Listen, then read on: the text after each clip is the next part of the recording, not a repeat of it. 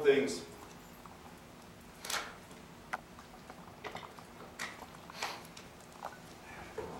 There's three experiences, and I think these relate directly to everyone.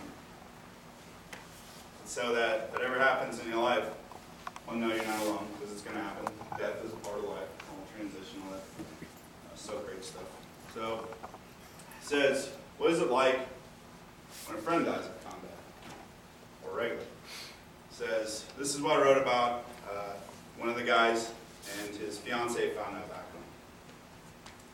She's a very good person because she's picked up her life, gone on since, she's done a lot of good things.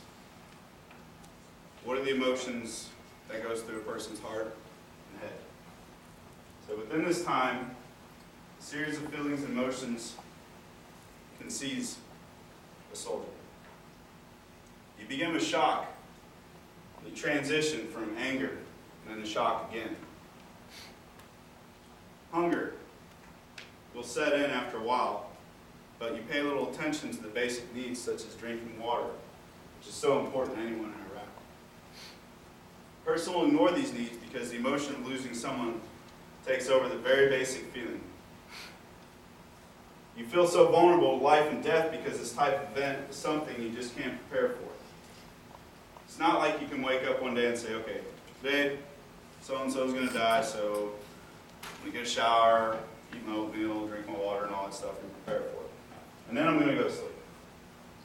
Now, you just ignore all those feelings and focus on the core emotions in life. Focus on the loss you just had, and then you focus on how you're going to settle the score. This is the problem with anywhere in combat is you don't really have time to absorb all of it until it gets back. So I have a lot of problems with guys coming back and they're doing drugs or running around, causing a lot of problems. And in Colorado Springs, been having some drive-bys lately. It's getting insane. So, what does it feel like when a family loses a loved one? In Syracuse, New York, a branch of Team Steel's extended family had their own day of mourning. Chris Simpson's parents were the first to be informed about the tragedy. Word of his death spread quickly throughout his immediate family until it reached Carol Fries, his fiancée. She was notified by phone from Simpson's brother. Her thoughts immediately came to a halt, like getting kicked in the chest or falling to the ground and having the air knocked out of you. And that is about the only way to explain the great pain that she felt in one moment of a sad day. How did this happen? Was the information that was being passed along a reality? Or was this just one of those bad dreams from which you cannot awaken? Simpson's parents, his siblings, and his fiancée shared a profound sense of loss. However, the love you have for a family member is somehow different from the feelings of true love.